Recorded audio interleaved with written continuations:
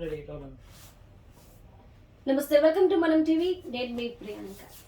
కీళ్లవాతం ఇప్పుడు ఇది వయసుతో సంబంధం లేకుండా ప్రతి ఒక్కరికి వస్తుంది.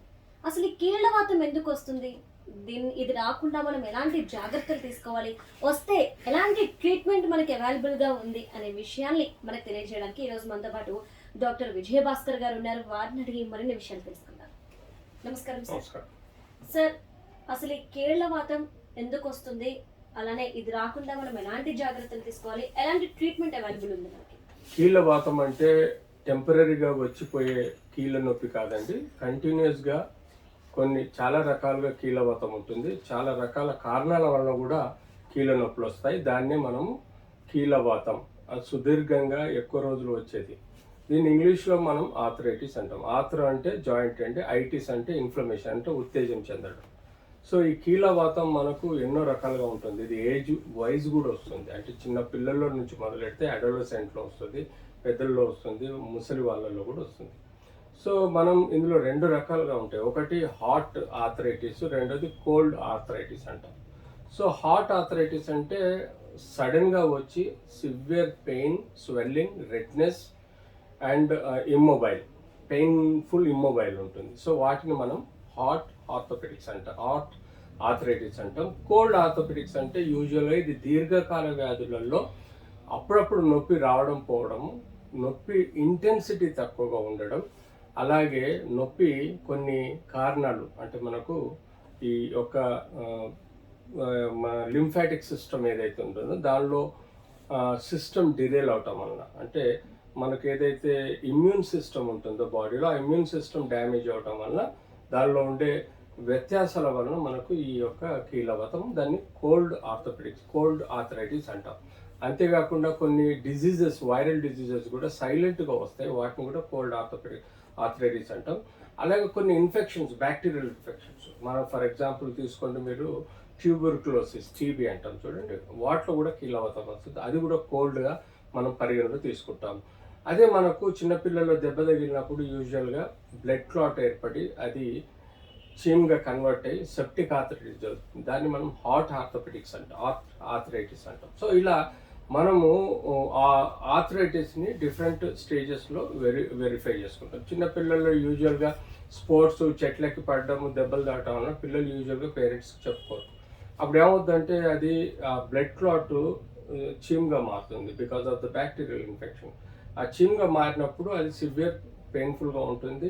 అంతేకాకుండా జాయింట్ చాలా అసలు కదపలేని పరిస్థితుల్లో నొప్పిగా ఉంటుంది. అలాంటి టైంలో మనం యూజువల్గా ఆ చీమ్ తీసేసి యాంటీబయాటిక్ ఇచ్చేసి హీల్ చేయగలుగుతాం. కానీ సమ్ టైమ్స్ జాయింట్లోని సున్నిత పార్ట్స్ అన్ని డ్యామేజ్ చేసే ఆస్కారం కూడా ఉంటుంది. చిన్నపిల్లల్లో ట్రామా అంటే జాయింట్ చుట్టుపక్కల ఉండే ఎముక ఇరగడం వల్ల కానీ, ఆ జాయింట్ డిస్లోకేట్ అవ్వటం వల్ల కానీ మనకు కొన్ని ఆర్థరైటిస్ డెవలప్ అవుతాయి. సో ఇలాంటి ఆర్థరైటిస్ కూడా మనం పరిగణలో తీసుకోవాలి. కొంతమంది పిల్లల్లో ఊపిరితిత్తులలో టీబీ మారినప్పుడు అది రక్తం ద్వారా ట్రాన్స్పోర్ట్ అయ్యి జాయింట్లలో, కొన్ని స్పెసిఫిక్ జాయింట్లలో మనకు టీబీ ఇన్ఫెక్షన్ నీ అంటాము. ఆర్థరైటిస్ స్పైన్లో ఉండే, కీళ్ళల్లో ఉండే ట్యూబర్క్లోసిస్, టీబీ బీమారి వలన కాక్స్ స్పైన్ అని అంటాం. ఇట్లాంటి ఎన్నో రకాలుగా మనం చిన్నపిల్లల్లో చూస్తాం. అన్నిటికన్నా జన్యుపరంగా వచ్చేది మెయిన్గా రుమటైడ్ ఆర్థరైటిస్. వయసు అంటే పెద్దవాళ్ళు, తల్లిదండ్రులు, తాత ముత్తాతలతో వచ్చే కీళ్ళవాతము రుమటైడ్ ఆర్థరైటిస్. రుమటైడ్ ఆర్థరైటిస్ అంటే మనకు బాడీలో ఉండే రోగ నిరోధక శక్తి అప్పుడప్పుడు స్టంబుల్ అవుతుంది. స్టంబుల్ అంటే దానిలో కొంత ప్రక్రియలు వ్యత్యాసం రావటం వలన మనకు ఈ యొక్క రుమటాయిడ్ ఆర్థరైటిస్ మనం కామన్గా వింటాం. సో ఈ rheumatoid arthritis zonal rheumatoid arthritis అంటాము, ఎందుకంటే అది చిన్నప్పుడు వస్తుంది. సో యూజువల్గా అది జీవితాంతం ఉంటుందండి. బీపీ, షుగర్ లాగానే రుమటాయిడ్ ఆర్థరైటిస్ ఎప్పటికీ వదలదు. అది continuous through out the life rheumatoid arthritis ఉంటుంది. దానికి స్పెసిఫిక్గా స్టెరాయిడ్ అవసరం ఉంటుంది, పెయిన్ కిల్లర్స్ అవసరం ఉంటుంది, డిజీజ్ మాడిఫైయింగ్ డ్రగ్స్ అవసరం ఉంటుంది, ఫిజియోథెరపీ అవసరం ఉంటుంది, జాయింట్లో ఇంజెక్షన్స్ అవసరం ఉంటుంది, ఈవెన్ అవసరం ఉంటే జాయింట్ రీప్లేస్మెంట్ సర్జరీ కూడా అవసరం ఉంటుంది. సో రుమటాయిడ్ ఆర్థరైటిస్ని మనం జీవితాంతం మందులు వాడాల్సిందే.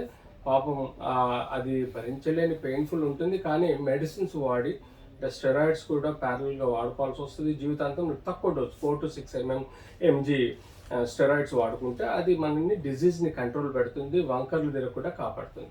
ఇది రుమటాయిడ్ ఆర్థరైటిస్ పిల్లలు. అడల్సెంట్స్కు అంటే ఏజ్ ఆఫ్ 15 నుంచి 25-30 ఏజ్ వరకు ఈ వ్యాధులన్నీ రావచ్చు. స్పెసిఫిక్గా ఆ ఏజ్లో స్పోర్ట్స్ ఇంజరీస్ ఎక్కువ అవుతుంటాయి కాబట్టి మనకు స్పోర్ట్స్ ఇంజరీస్లో జాయింట్ డిస్లొకేషన్స్, సబ్లక్జేషన్స్, జాయింట్లో ఆర్థరైటిస్ డెవలప్ అవుతాయి. అంతేకాకుండా మనకు అప్పుడే స్టేజ్ 1లో అంటే ఎముక అరగడం మొదలవుతుంది. మోకాల్లోని కానీ ఇతరత్ర బోన్స్ ఎక్కడైతే జాయింట్స్ ఉన్నాయో అక్కడ కాస్త 10-20-25% అరగడం, దాన్ని డీజనరేటివ్ ఆస్టియోఆర్థరైటిస్ అంటాం. సో ఆ తర్వాత మనకు 40-45 ఏజ్కి వచ్చేసరికి వయసులో చాలా మందికి vitamin D, calcium, B12, minerals తక్కువ ఉంటుంది వాళ్ళకు. అంటే ఎండకి ఎక్స్పోజ్ కాకపోవడం వల్ల విటమిన్ డి రాకపోవడము, కాల్షియంకి సంబంధించిన ఆహారము, green vegetables, calcium milk products ఎక్కువ తీసుకోకపోవడం, ఆర్ ఇన్పుట్ ఎక్కువ లేకపోవడం, అంతేకాకుండా మనకు మినరల్స్ ఎక్కువగా లిక్విడ్స్ కాంబినేషన్ లిక్విడ్స్ తీసుకోకపోవడం వల్ల మనకి ఇలాంటి సమస్యలతోటి ఆస్టియోపోరోసిస్ అనే వ్యాధి వస్తుంది. అది ముఖ్యంగా ఆడవాళ్ళల్లో 45 పైబడిన వాళ్ళల్లో ఎప్పుడైతే మీనోపాజ్ వస్తుందో, పీరియడ్స్ స్టాప్ అవుతాయో వాళ్ళకు హార్మోనల్ బ్యాలెన్స్ కాకపోవటం వల్ల వాళ్ళకు ఈ ఆస్టియోపోరోసిస్, విటమిన్ డి, కాల్షియం లాంటి సమస్యలు వస్తాయి. కాబట్టి అప్పుడు డీజనరేషన్ పెరిగిపోతుంది, ఎముక అరగడం పెరుగుతుంది. ఎముక అరగడమే కాకుండా తొందరగా ఫ్రాక్చర్ అయ్యే ఆస్కారం కూడా ఉంటుంది. సో ఆ ఏజ్ గ్రూప్ వాళ్ళకి కంపల్సరీగా vitamin D, calcium, minerals test చేసి రోజు మార్నింగ్ చల్లటి ఎండలో ఒక అర్ధ గంట సేపు కూర్చొని స్కిన్ ఎక్కువగా ఎక్స్పోజ్ చేయాలి. తక్కువ గుడ్డలతోటి స్కిన్ ఎక్కువ ఎక్స్పోజ్ చేసినప్పుడు వాళ్ళకు విటమిన్ డి అబ్సార్ప్షన్తో పాటు కాల్షియం కూడా ఇంటేక్ పెరుగుతుంది. ఓరల్గా కనీసం 500 మిల్లీగ్రామ్స్ కాల్షియం తీసుకోవాలి. Milk products, green salads, dry fruits లాంటివి ఎక్కువగా తీసుకుంటూ ఉండాలి. ఏవైతే మెగ్నీషియము, జింక్, ఇతరత్ర మినరల్స్ మనకు బాడీలో కావాల్సి ఉంటాయి, సోడియం, పొటాషియం, ఇవన్నీ వీటికి కూడా తగ్గట్టుగా మీరు వాటర్ కంటెంట్ తీసుకోవాలి. ఆ వాటర్లలో ఆర్ఓ వాటర్లో మనకి ఇవన్నీ వాష్ అవుట్ అవుతాయి. So we don't prefer RO water, but నార్మల్గా న్యాచురల్గా ఉండే వాటర్ని మీరు ఇంట్లోనే ఫిల్టర్ వాడుకొని తీసుకుంటే చాలా మంచిది. నార్మల్గా మనకు తీసుకునే వాటర్ని కావాలంటే వేడి చేసి వడపోసి తాగితే కూడా అందులో మీకు చాలా మినరల్స్ ఉంటాయి, తద్వారా ప్రొటెక్షన్ వస్తుంది. సో ఇది 45 to 60. 60 తర్వాత మనకు యూజువల్గా వేర్ అండ్ టియర్ బాడీ ఎక్కువ ఉంటుంది. ముసలిలో జాయింట్స్ ఎక్కువగా అరిగిపోతాయి. ఎందుకంటే చాలా రకాల వ్యాధులు జనరల్ సిస్టంలో BP, sugar, lot of other cancers, ఏవో ఒక రకాల డిజీజ్ ఆ బాడీలో ఉంటాయి. దానికి తోడు ఈ విటమిన్ డి, కాల్షియం తక్కువ ఉండటం వలన బోన్లు అరిగిపోవడం, బోన్లు బెండ్ అవ్వడం, జాయింట్లు బెండ్ అవ్వడం లాంటి సమస్యలు అరగటం వలన ఇది డీజనరేటివ్ అరుగుదల అంటారు. సో వీటన్ని సమూహమే ఈ ఆర్థరైటిస్లో మనం చూస్తాము చాలా రకాలు. ఇది రుమటాయిడ్ ఆర్థరైటిస్ చూడండి, ఇందులో ఎన్ని రకాలుగా జాయింట్ వేరియేషన్ వచ్చింది. సపోజ్ ఎర్లీ స్టేజ్లో మీరు కరెక్ట్ మందులు వాడుకొని ఎక్సర్సైజ్ చేసి ఉంటే ఇలా వంకర్లు తిరగవు. సో మందులు సరిగ్గా వాడక, ఎక్సర్సైజ్ చేయక ఈ వేళ్ళు పర్మనెంట్గా వంకర్లు తిరిగిపోతాయి చూడండి ఇలా.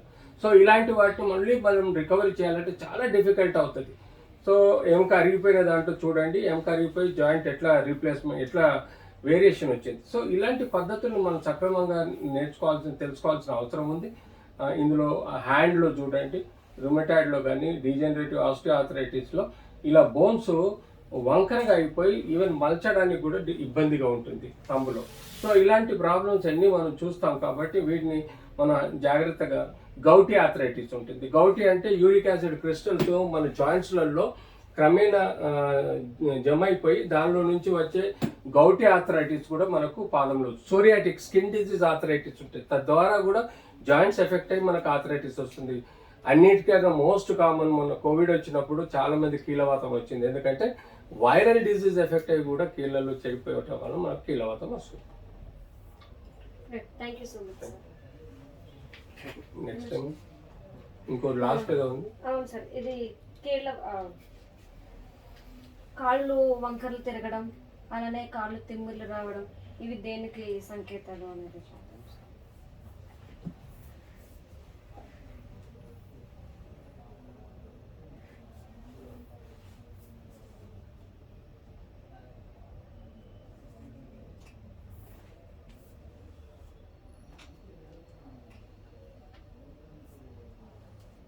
న్యూరోపతి.